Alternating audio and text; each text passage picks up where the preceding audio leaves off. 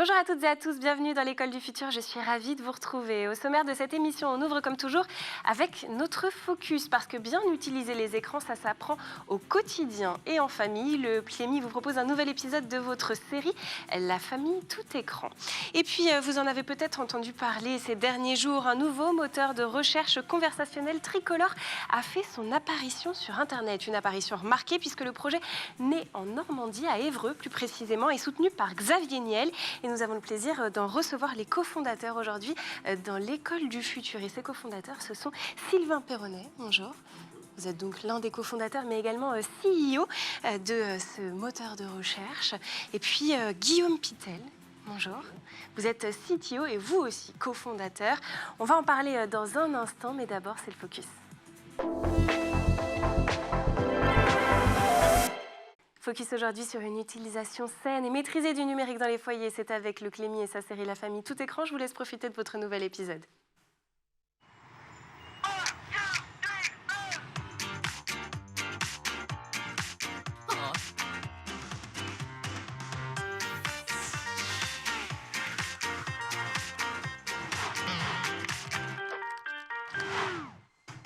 Bah, qu'est-ce qu'il y a, ma grande?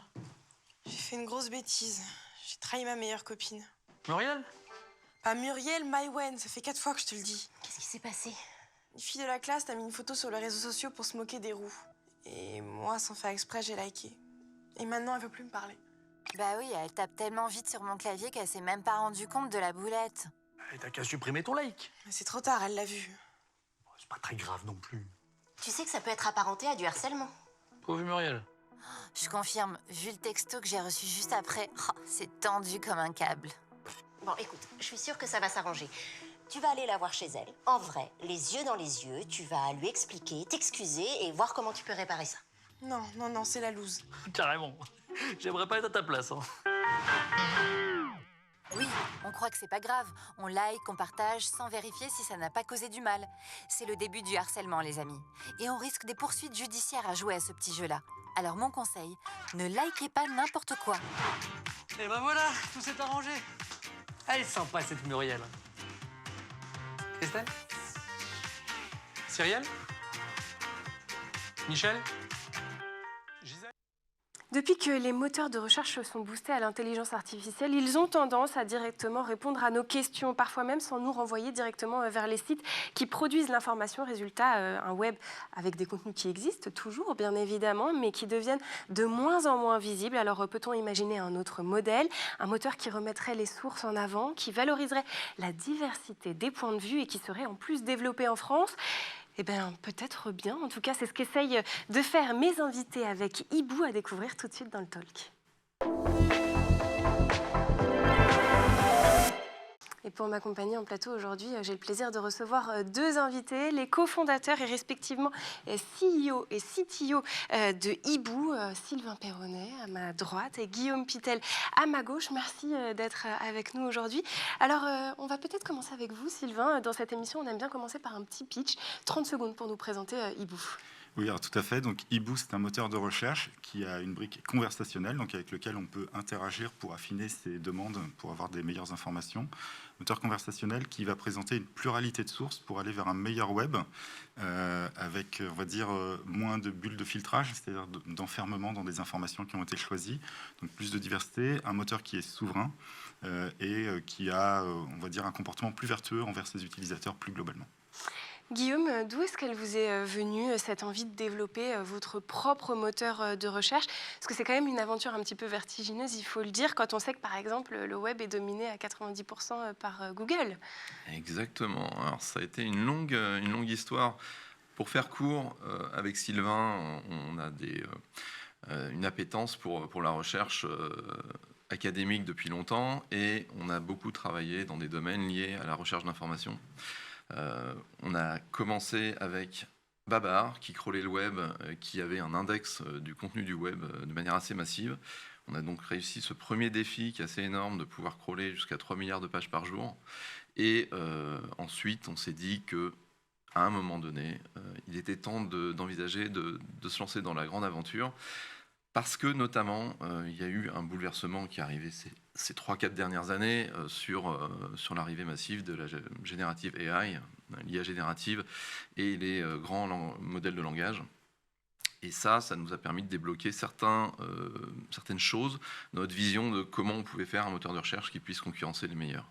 Et alors, justement, vous voulez vous poser en alternative à Google ou finalement le projet est un petit peu différent ? Le projet est un petit peu différent parce que déjà, comme on arrive après les autres, en fait, on peut être plus audacieux sur ce qu'on va faire. Donc, on va avoir une UX qui va être différente, donc une ergonomie d'utilisation, avec une utilisation qui sera vraiment très conversationnelle, là où des moteurs comme Google, par exemple, permettent un petit peu la conversation, font un petit peu d'IA générative, mais ne vont pas jusqu'au bout de ce qu'on pourrait faire. Et puis, on va aussi avoir des algorithmes, alors ça ne se voit pas, hein, c'est derrière le capot, mais qui sont fondamentalement différents pour justement pouvoir valoriser des sources plus diverses, pouvoir limiter ce qu'on appelle les hallucinations, par exemple, quand on utilise de l'intelligence artificielle, donc essayer d'avoir une information plus véridique à coup sûr. Donc on se positionne, on va dire, comme quelque chose de différent. On n'a pas vocation forcément à remplacer, ce serait d'ailleurs très présomptueux, mais à remplacer les plus gros. On veut fournir quelque chose d'un petit peu différent, qui est d'ailleurs peut-être pour un public qui est un petit peu plus sur une attente un petit peu plus précise, en fait. Voilà, c'est le grand public, mais un petit peu moins le grand public que les autres, peut-être. Cette audace dont vous faites preuve et dont peut-être Google ne fait pas encore preuve, pour ne citer que lui, c'est quoi ? Où est-ce qu'ils ne vont pas assez loin aujourd'hui dans l'usage de l'intelligence artificielle générative, le côté conversationnel ? Qu'est-ce qu'on pourrait faire ? Qu'est-ce que vous allez faire ? Alors, il faut bien comprendre que Google, c'est une régie publicitaire géante. Leur focus, c'est de faire de l'argent avec le marketing et la publicité. Ce qu'ils ne font pas, c'est contextualiser toutes les informations qu'ils peuvent trouver sur le web. Ils veulent donner la réponse rapidement et, si possible, surtout vous attirer sur des choses sur lesquelles ils vont gagner de l'argent. Donc nous, notre audace, pour le coup, parce qu'elle est vraiment différente, c'est qu'on ne va pas se focaliser uniquement sur la publicité, même si c'est une chose qu'on peut faire aussi. On va d'abord vouloir récompenser les créateurs qui fournissent leur intelligence et leur créativité sur le web et amener les gens à aller consulter ces sites qui fournissent toute la richesse d'Internet. Et alors pourquoi ce nom hibou ? Alors on le précise, c'est hibou mais sans le H, donc ça n'a rien à voir avec l'animal, ou peut-être que si. Alors ça n'a rien à voir en fait, l'histoire va faire sourire, mais hibou, il faut que je raconte un petit peu ma vie, je suis désolé. Donc ma femme est égyptologue de formation, elle travaille dans les musées et souvent elle nous donne des idées pour les noms. Et hibou, c'est dans l'Égypte ancienne le cœur. Donc le cœur humain, qui est le siège du raisonnement et de la mémoire en fait, pour les Égyptiens anciens. Et on trouvait que c'était à propos en fait, pour un moteur de recherche qui doit réfléchir et fournir de l'information qu'il a mémorisée. Bon, effectivement, on s'éloigne un petit peu de l'animal, mais c'est une très belle histoire. Alors, juste pour bien cadrer, avant qu'on rentre dans le détail de votre projet et de vos aspirations, si je résume bien, on a Hibou, donc, qui est un moteur de recherche sous la forme d'un agent conversationnel, c'est-à-dire qu'on vient poser une question finalement dans la barre de recherche. On va avoir une réponse qui va apparaître. Et je crois qu'il y a aussi une section découverte qui est prévue, un petit peu comme on peut avoir des recommandations personnalisées sur Google Discover. Hein, c'est bien ça ? Tout à fait. Donc on a ce qu'on appelle nous une verticale dans notre jargon, Hibou Explorer, donc qui est un outil qui va faire ce qu'on va appeler du divertissement par l'information, peut-être fournir à des gens qui se sont inscrits, mais aussi à des gens qui ne sont pas inscrits, donc des propositions de contenu qui sont, on va dire, très probablement d'intérêt pour vous. Donc, si vous inscrivez, quelqu'un qui aime du sport verra plus de sport, quelqu'un qui aime plutôt la tech verra plutôt de la tech, etc. Des contenus qui sont toujours de haute qualité, avec vraiment, nous, l'emphase est mise sur, on estime que tel ou tel contenu va permettre de vous renseigner sur un sujet qui va être bien élaboré. Tout le travail de sourçage va être fait et on va vérifier qu'il a été fait par l'article qu'on vous présente et normalement c'est des contenus qui devraient vous plaire. Donc on essaye de sortir un petit peu de ces contenus. Alors on dit du clickbait, je n'ose pas dire le terme en français qu'on utilise qui est un petit peu vulgaire, mais voilà, on essaye de contrer cette vision de on vous fournit des contenus que vous allez voir et qui ne sont pas vraiment fous et qui sont souvent mensongers en fait. Bon, alors vous avez tous les deux une expérience sur la curation de données et le référencement, hein, vous nous l'avez expliqué en début d'émission. Est-ce que vous pouvez nous expliquer de manière assez simple, pour nous qui sommes novices du sujet, comment ça se passe aujourd'hui sur Google de ce point de vue-là ? Comment est-ce qu'on en arrive à avoir tel ou tel contenu qui est proposé en priorité ? Bon, alors, le dire rapidement, ça va être très compliqué. Le référencement naturel et plus exactement, en fait, ce qui compte, c'est comment est-ce qu'on arrive à proposer des résultats pertinents à partir de toute la masse de données qu'il y a sur Internet. C'est un travail gigantesque, pour être très franc. Et c'est d'ailleurs l'un des principaux critères qui fait qu'aujourd'hui, il y a peu de concurrence à Google. C'est très difficile de le faire. Google a commencé avec des algorithmes de métrique de graphes. Désolé, c'est technique. C'est le PageRank, pour ne pas le nommer. Et ensuite, ils ont eu le concours d'énormément de personnes, de gens qu'ils ont payé pour annoter les contenus qu'ils pouvaient trouver sur Internet. Aujourd'hui, c'est devenu un peu plus difficile, d'une part parce que l'équipe Search de Google n'est plus indépendante de l'équipe qui fait la publicité depuis quelques années. Et par ailleurs parce qu'il y a énormément d'acteurs qui se sont mis à produire du contenu en masse et les moteurs de recherche, dont Google, ne sont pas complètement imperméables à cette volonté de créer du contenu uniquement pour remonter dans les résultats. Donc la grosse difficulté, c'est de détecter les manipulateurs du web qui vont essayer d'apparaître plus haut que ce qu'ils valent réellement. Et la solution humaine est chouette, mais ça a évidemment ses limites et son coût. Et nous, on travaille énormément sur ces sujets-là, notamment parce qu'on veut aussi lutter contre la désinformation, pas forcément en censurant, mais en tout cas en mettant en contexte les résultats qu'on va présenter pour donner toute la connaissance nécessaire pour juger et faire un choix, on va dire, démocratique sur les possibilités et les différentes opinions qui existent partout. Parce qu'aujourd'hui, la question des fausses informations, bien évidemment, avec l'intelligence artificielle, vous évoquiez le fait qu'on a une production de contenu qui s'accrue. Ça, avec l'IA, c'est dramatique. On peut justement créer des articles sur un sujet et finalement que tout soit faux et ça fait remonter dans le référencement. Oui, créer du contenu aujourd'hui, c'est quelque chose qui peut être fait gratuitement, en fait, de manière quasi illimitée. Il y a plein de problématiques autour de ça.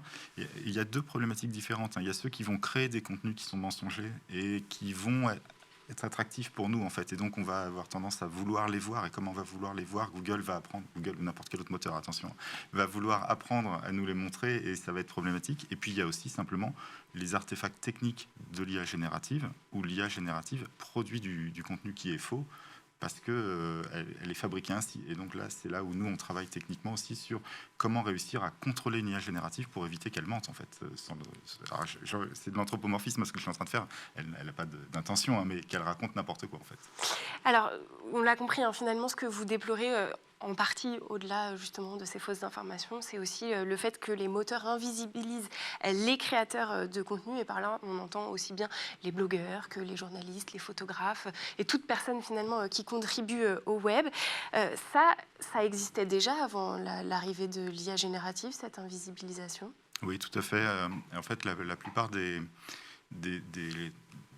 appareillages algorithmiques qui proposent des contenus sont tous basés sur un petit peu les mêmes mécanismes. Et notamment, ils proposent des contenus qui plaisent aux gens. Et on rentre dans ce qu'on appelle une boucle d'amplification, c'est-à-dire qu'une fois qu'on commence à montrer certains contenus plus que d'autres, les gens les voyant plus, c'est ceux qu'ils vont préférer. Et comme ça, on se retrouve à avoir des contenus qui disparaissent au profit d'autres contenus. Et ça crée après des gros mastodontes du web, des gros sites web qui, de par leur taille, de par l'importance qui a été estimée par les algos sur ces gros sites, en fait, chaque fois qu'ils sortent un contenu, même repris d'ailleurs, en fait, c'est eux qui vont passer devant les autres. Et donc ça appauvrit au fur et à mesure typiquement le reste du web, sans compter qu'en plus il y a derrière une partie financière avec la publicité qui va encore contribuer à cette amplification. Bien sûr. Et ça, Guillaume, on n'a pas moyen, nous, à notre petite échelle, d'influencer les algorithmes pour pouvoir inverser un petit peu cette tendance? C'est un travail titanesque. Honnêtement, je pense que vouloir le faire à son niveau de consommateur, d'utilisateur, c'est extrêmement compliqué. On peut toujours espérer, mais c'est compliqué. Dans le manifeste d'Hibou, le premier point, c'est vraiment le respect des créateurs. Et notre intention, alors il faut trouver la traduction technique et une traduction complète de cette intention, mais on travaille là-dessus. Notre intention, c'est vraiment de trouver une symbiose avec le monde des créateurs de contenu qui permettent à la fois d'amener aux créateurs de contenu des visiteurs et à nous de trouver un intérêt pour notre moteur de recherche. Ça va passer par des innovations. qui ne sont pas forcément que techniques d'ailleurs, et on est encore en train de travailler là-dessus, donc c'est pas pour tout de suite. Mais ça, c'est vraiment le cœur de l'idée qui a été la genèse d'Hibou. Ensuite, il y a d'autres aspects, mais globalement, encore une fois, il ne faut pas oublier que la plupart des moteurs de recherche ne fonctionnent que pour attirer des gens à cliquer sur des publicités. Ce n'est pas notre ADN. On va avoir besoin évidemment de monétiser, mais notre ADN, c'est d'abord de servir les utilisateurs et de servir le web et les créateurs de contenu. Bon, on va continuer à parler de cette grande aventure qu'est Hibou. Ça sera en seconde partie d'émission, mais d'abord, cap sur la planète tech. Ça n'est pas encore sélectionné sur Hibou, mais ça reste le meilleur d'Internet, c'est la sélection de Dylan Colère.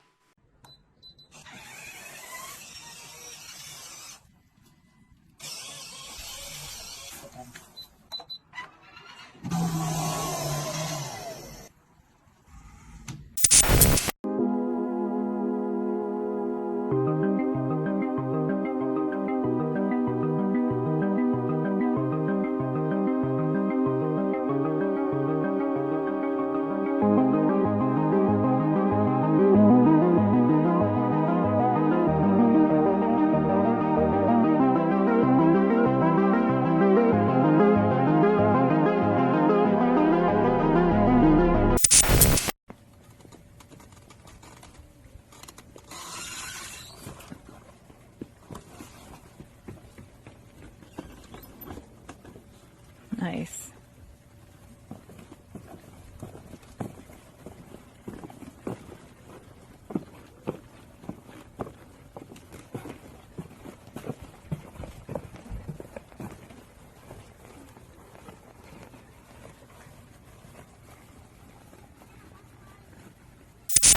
Many people like her who would want some in-person experiences. Is it gonna hit the curve? Nope, it's good. It's good. Yep, I'm watching It it. seemed like it cut it. Oh man, I let's bet see. it's going to It should try to find a find- parking spot.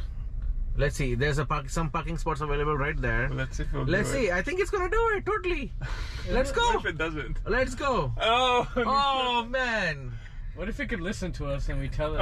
Oh, parking! Holy shit! Holy shit! We have our parking. What the hell? What? Bro, that's Dude, that insane. is awesome. Hello. My name is Thomas. And this is Naveed. We are inventors in the Lemelson MIT Student Prize Competition.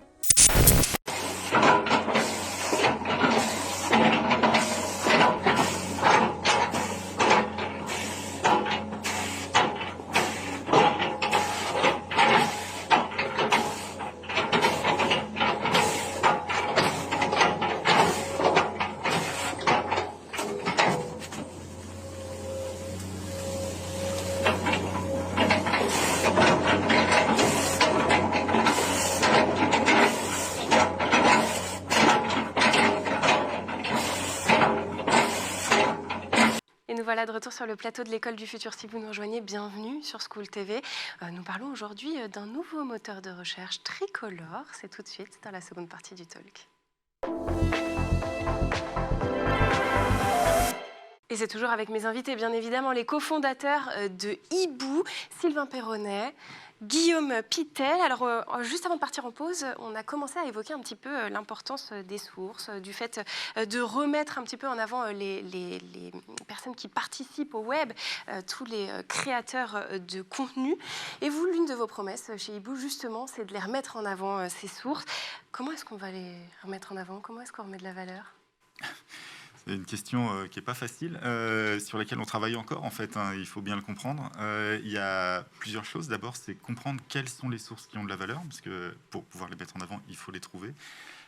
On voit l'information un petit peu différemment, peut-être que Guillaume pourra élaborer dessus, mais plutôt que de considérer les pages web, les sites web comme des éléments complets, en fait, nous on redécoupe l'information en petits blocs, et donc on va essayer de comprendre quelle page contient quelle information, où se situe une information sur l'intégralité de toutes les pages du web, pour essayer de comprendre qui amène une information en premier. Est-ce que c'est un site qui amène une information en premier et qui est plutôt de qualité généralement, etc. Donc pour essayer de trouver quelles sont je veux dire, les prescripteurs d'informations d'une certaine manière sur le web. Puis après, une fois qu'on a trouvé les bonnes pages, qui sont en fait les bonnes briques d'informations dans les pages, ce qu'on va faire, c'est essayer de trouver un moyen de mettre ça en avant, en mettant en avant toutes les parties, toutes les pages qui contribuent d'une certaine manière à une réponse. Quand on utilise un outil génératif actuellement, par exemple, ChatGPT, pour ne pas le nommer, on a une synthèse qui est faite de réponses qui est complète et qui n'explique pas en fait pourquoi telle chose a été dite à tel moment et comment ça contribue à la réponse. Nous, ce qu'on veut, c'est donner une réponse synthétique et ensuite dire telle source, elle est importante parce qu'elle aborde telle partie du sujet. Telle autre source, elle est importante parce qu'elle aborde la même partie du sujet, mais elle a un objectif différent dans la manière dont elle en parle, etc. Donc ça permet par exemple de faire des choses très intéressantes sur des points qui peuvent être des controverses. Des fois, il y a des choses, il y a des fois des fake news qu'on veut débunker ou pas, mais des fois, il y a simplement des sujets sur lesquels quelqu'un dit quelque chose, quelqu'un dit l'inverse, et personne n'a raison, personne n'a tort en fait. Et donc une réponse synthétique doit expliquer pourquoi on a choisi telle source, telle autre source, parce qu'elles s'affrontent, parce qu'elles se complètent, et tout ça. Et donc, en fait, c'est comment l'information s'architecture, finalement, qu'on veut utiliser, donc comment une source par rapport à une autre. Et donc, quand on dit mettre en valeur une source, mettre en valeur toutes les sources, c'est trouver quelles sont les sources qu'on va vouloir mettre les unes par rapport aux autres pour faire une bonne réponse. Donc finalement, Guillaume, si je comprends bien, c'est un véritable enjeu de transparence en fait que vous êtes en train de mettre sur la table, là où en général, justement, sur le web, encore plus avec les IA génératives, on a ce côté très sombre où on ne comprend pas d'où vient l'information. Oui, l'histoire des gros acteurs d'Internet, ça a été garder leurs utilisateurs chez eux, leur donner la réponse tout de suite, faire en sorte qu'ils ne partent pas. Alors, Google un petit peu et de plus en plus, mais d'autres acteurs dans les réseaux sociaux l'ont fait très très tôt. Nous, on veut faire l'inverse. Alors, c'est pas si simple que ça.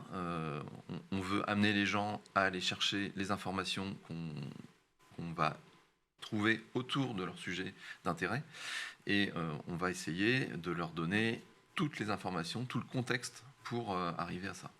Et l'une de vos promesses, en même temps, du coup, c'est d'amener du pluralisme dans ces réponses. Ça, c'est quelque chose dont on manque aujourd'hui sur les moteurs de recherche. Oui, énormément. La tendance fait que tout le monde s'uniformise et ceux qui sont dans la tendance vont être sélectionnés en priorité. La diversité, c'est quelque chose qui est nécessaire aussi dans l'information.